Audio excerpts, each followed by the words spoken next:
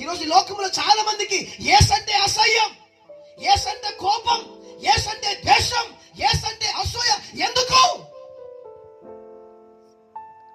ఎందుకంటే ద్వేషం, ఎందుకంటే కోపం?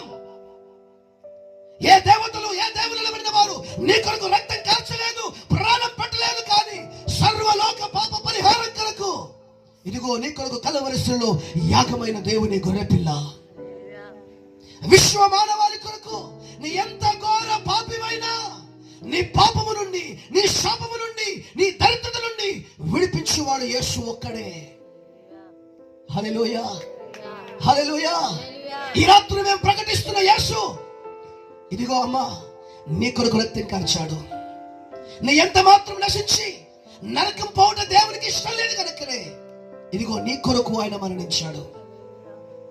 హల్లెలూయా, అవునా కదండి? కనుక యేసు అందరికా కొందరికా? అందరికీ రక్షకుడు కావాలి.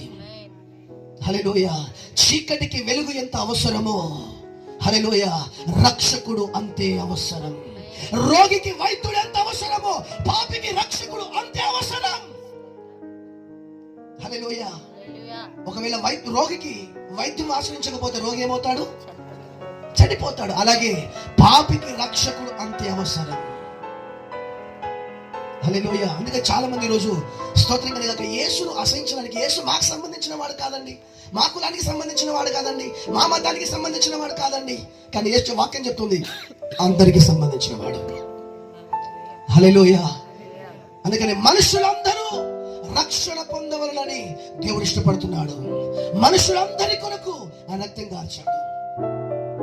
అవును కదా? స్తోత్రం కలిగాక హల్లెలూయా. అందరికా కొందరికా?